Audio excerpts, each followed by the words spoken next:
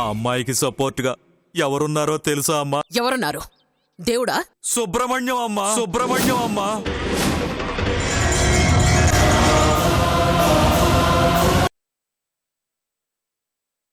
ఎవరున్నారు? దేవుడా? కాదమ్మా, యముడమ్మా, యముడమ్మా. సుబ్బు, సుబ్రహ్మణ్యం అమ్మా, సుబ్రహ్మణ్యం అమ్మా.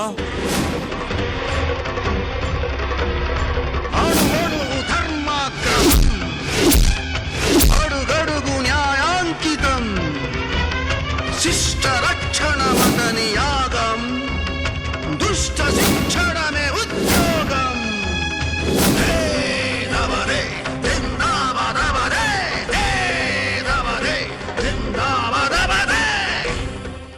సుబ్రహ్మణ్యం ఇంకా చావలేదా? చచ్చాడని అనుకున్నామమ్మా. ఒంటి మీద 30 కత్తిపోటు దిగినా బయటపడ్డాడు అంటే వాడు మామూలు మనిషి కాదమ్మా, మృత్యుంజయుడమ్మా. 20 ఏళ్ల క్రితం ఎలా ఉన్నాడో ఇప్పటికీ అలాగే ఉక్కు మనిషిలా ఉన్నాడమ్మా. సుబ్బు అంటే అనాకాణి వెధవా అనుకున్నాను, కాని అక్కడికి వెళ్ళాక తెలిసింది అక్కడున్న మామూలు మనిషి ఆషామాషి మనిషి కాదు, అపర నరసింహస్వామి అవతారమని తెలిసిందమ్మా. నా వల్ల పని కావడమే కాకుండా ఇంకో పొరపాటు కూడా జరిగిందమ్మా. నేను ముందుగా పంపించిన మన వాళ్ళందరూ వెళ్ళిన వాళ్ళు వెళ్ళినట్టు మాయమైపోయారమ్మా. ఆ విషయం మీకు చెప్తే మీరు తిడతారేమోనని మీ కాడ దాచానమ్మా. నాకు తెలిసి ఆ సుబ్రహ్మణ్యం చేతిలోనే చిక్కుంటారమ్మా. వాళ్ళల్లో ఏ ఒక్కడు నోరిప్పినా మనం ఎక్కడున్నామో వాడికి తెలిసిపోతుందమ్మా.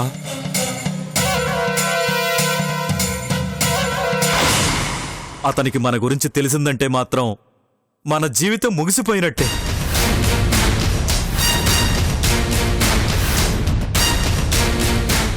కాబట్టి కాస్త జాగ్రత్తగా ఉండండి, జాగ్రత్తగా ఉండండమ్మా, జాగ్రత్తగా ఉండండమ్మా, జాగ్రత్తగా ఉండండమ్మా, జాగ్రత్తగా ఉండండమ్మా, జాగ్రత్తగా ఉండండి.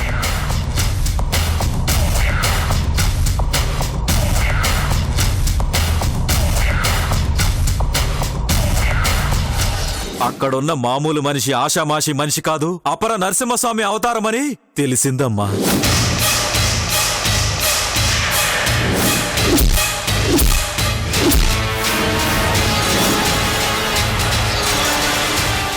అతనికి మన గురించి తెలిసిందంటే మాత్రం మన జీవితం ముగిసిపోయినట్టే.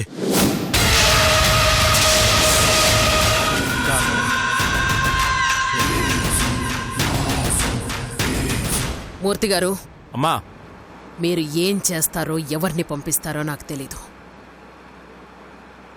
ఆ సుబ్రహ్మణ్యం దగ్గరున్న మన మనుషులు ప్రాణాలతో ఉండకూడదు. ఆ సుబ్రహ్మణ్యానికి మన ఆచూకీ తెలియకూడదు.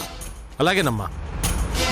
ఈసారి వెళ్లేవాడినైనా కాస్త జాగ్రత్తగా ఉండమని చెప్పండి. ఎట్టి పరిస్థితుల్లోనూ ఆ సుబ్రహ్మణ్యం కంట పడకూడదని చెప్పండి. తేడా వస్తే వాళ్ల ప్రాణాలు కూడా తీయాల్సి వస్తుందని వార్నింగ్ ఇవ్వండి. అలాగేనమ్మా. కానీ పని మాత్రం త్వరగా అయ్యేలా చూడండి. తప్పకుండానమ్మా.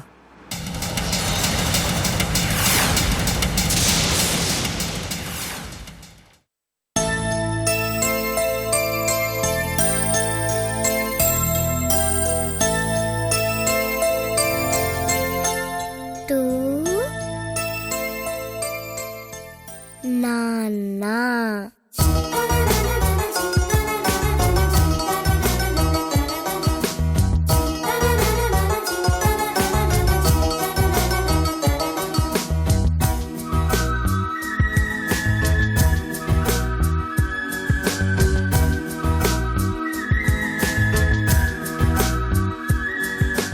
అక్కా. ఏంటి మా బంగారం ప్రిన్సెస్ ఏం చేస్తోంది? సర్ప్రైజ్. అబ్బో, ఏంటో ఆ సర్ప్రైజ్? చెప్తాను కానీ ముందు మైథిలిని కూడా పిలవండి. మైథిలి, మైథిలి మైథిలి ఏంటి సుబ్బు? జ్యోతి మనందరికీ ఏదో సర్ప్రైజ్ ఇస్తుందట. అలాగా? అవునవును, ముందు మీరందరు కళ్ళు మూసుకోండి. కళ్ళు మూసుకోండి. Okay okay.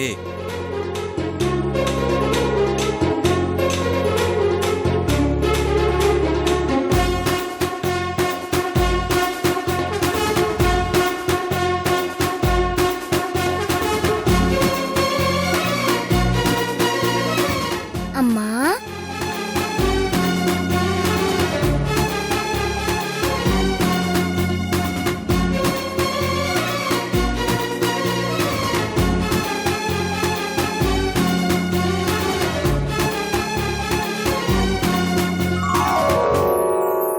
Thank you.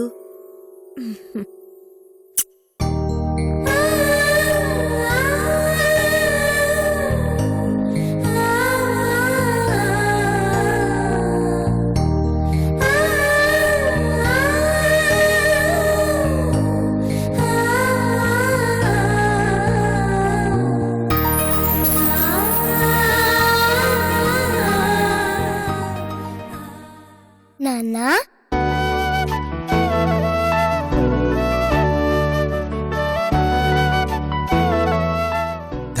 Thank you బంగారం.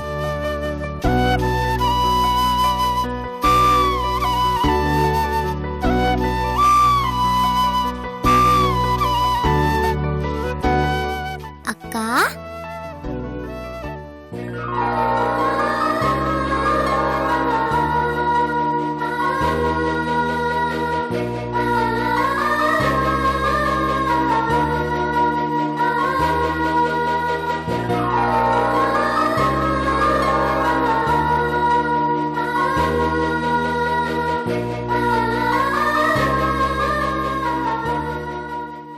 ఏంటందరు అలా చూస్తున్నారు?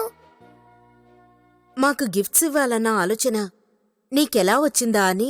మీకే కాదు, పరిచయమైన ప్రతి ఒక్కరికి ఏదో ఒక గిఫ్ట్ ఇవ్వడం నాకు అలవాటు.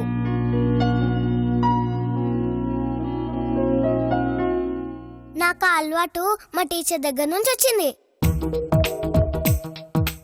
ఒకరోజు నాకు ఇష్టమైన టీచర్ ట్రాన్స్ఫర్ మీద వేరే ఊరికి వెళ్ళిపోయింది. తను వెళ్ళిపోయే ముందు నాకు ఒక బొమ్మ ఇచ్చి వెళ్ళింది.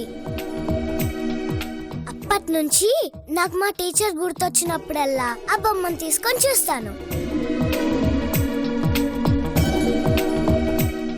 అలాగే నేను మాయమైపోతే మీరెవరూ నన్ను చూడలేరు కదా.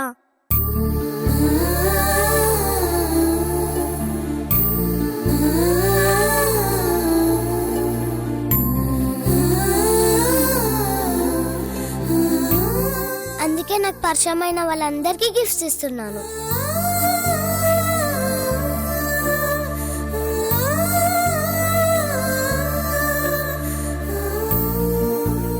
నేను కనబడినప్పుడు మీరు ఈ గిఫ్ట్ తీసుకొని చూడండి, సరేనా?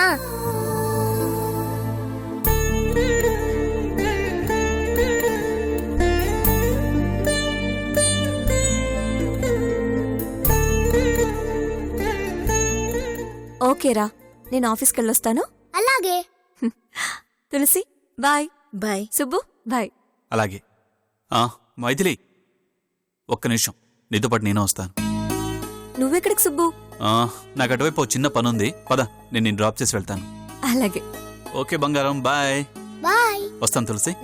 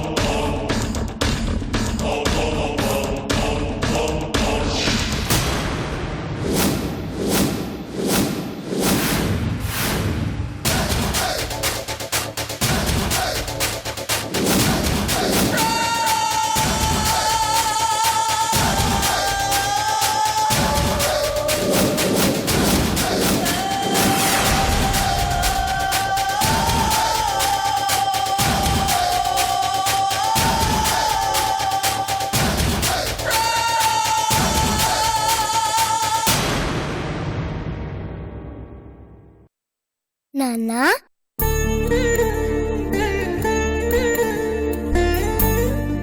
అలాగే నేను మాయమైపోతే మీరెవరు నన్ను చూడలేరు కదా.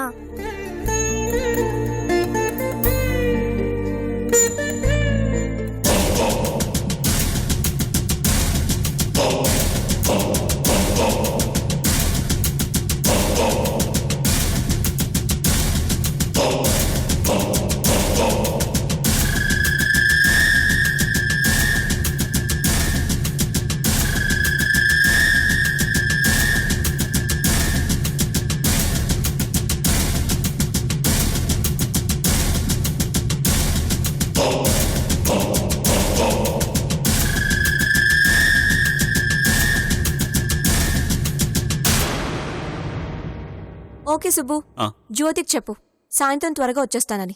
ఓకే సరే నీకు ప్రాబ్లం ఉంటే చెప్పు, ఈవినింగ్ కూడా వచ్చి పికప్ చేసుకుంటాను. పర్లేదు సుబ్బు, నేను ఆటోలో వచ్చేస్తాను. సరే ఓకే బాయ్. Okay bye.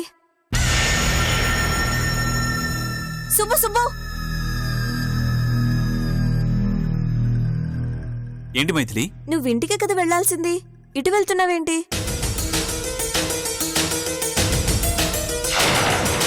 అది జ్యోతికి ఫ్రూట్స్ ఏమన్నా తీసుకెళ్దామని. ఇటు పక్క మంచి సూపర్ మార్కెట్ ఉంది కదా, అందుకనే వెళ్తున్నాను. ఓ అలాగా, అయితే ఒక పని చేయవా? సూపర్ మార్కెట్లో డిఫరెంట్ టైప్స్ ఆఫ్ చాక్లెట్స్ ఉంటాయి, అవి తీసుకెళ్లి జ్యోతికిస్తావా? ఓకే చాక్లెట్స్ తీసుకొస్తానని నేను తనకి ప్రామిస్ చేశాను. తప్పకుండా మైథిలి, నేను తీసుకెళ్తానులే. Bye. Okay bye. Bye. Okay.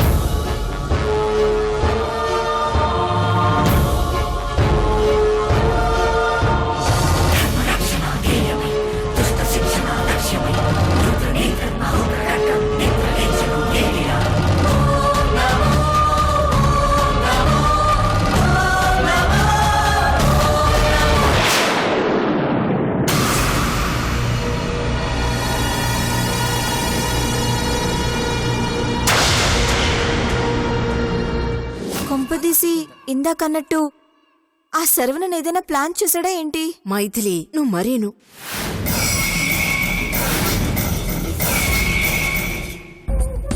ఉండండి, నేను చూసొస్తాను.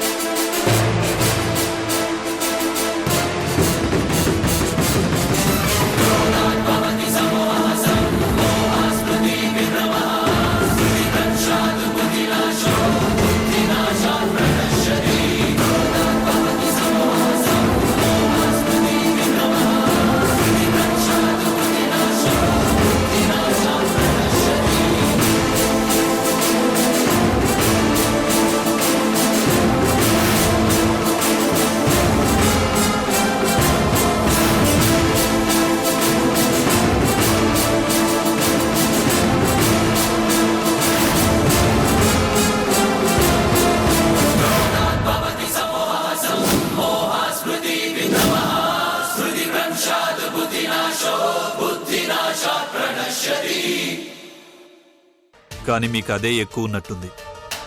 అందుకే ఎంత కొట్టినా నిజం చెప్పట్లేదు.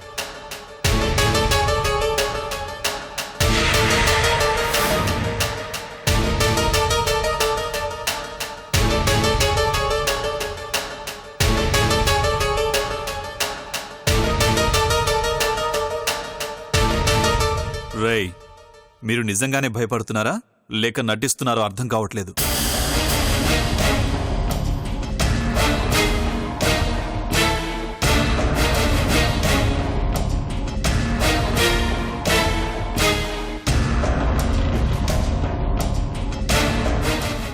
రేయ్, ఎప్పుడైతే కొన్ని విషయాలు నాకు అర్థం కావో అప్పుడు ఆటోమేటిక్గా నాలో ఇరిటేషన్ మొదలవుతుంది. ఆ ఇరిటేషన్ ఎంత దూరం నాకే తెలీదు. నాకిలా కొట్టడం, హింసించడం చాలా కష్టం. చంపటమే చాలా తేలిక.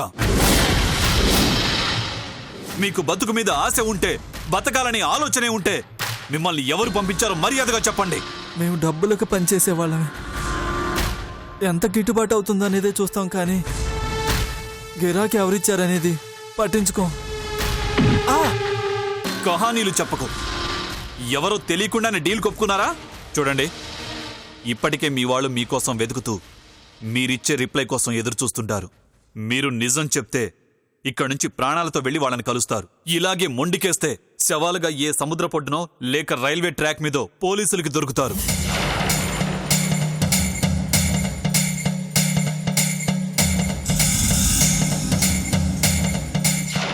ఏంట్రా ఏంట్రా అలా చూస్తున్నారు? వీడింతే వార్నింగ్లతో టైంపాస్ చేస్తున్నాడు, ఏమీ చెయ్యడు అనుకుంటున్నారా?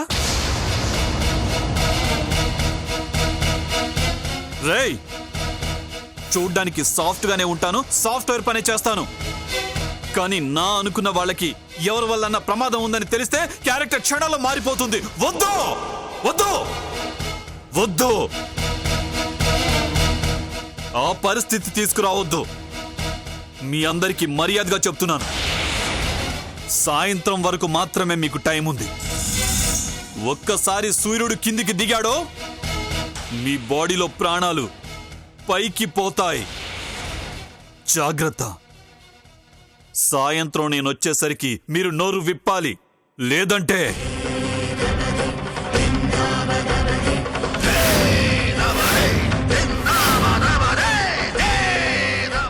ఆలోచించుకోండి.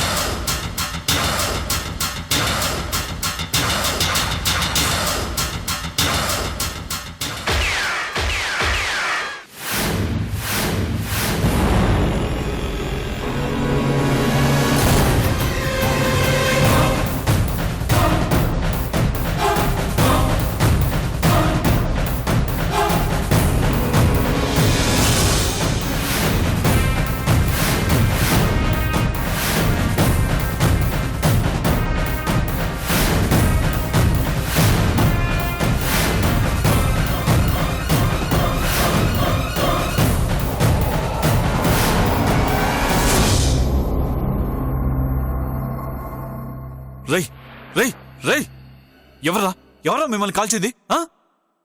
రై, నువ్వన్నా చెప్పరా? ఎవరా కాల్చింది? రే,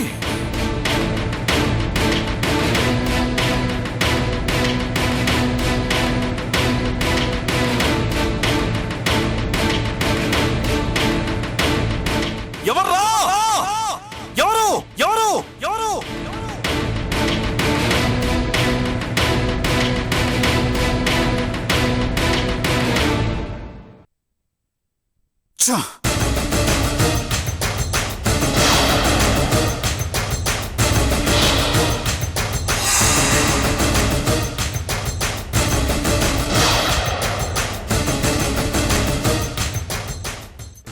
ఎవర్రా ఎవర్రా ఎవర్రా ఎవర్రా?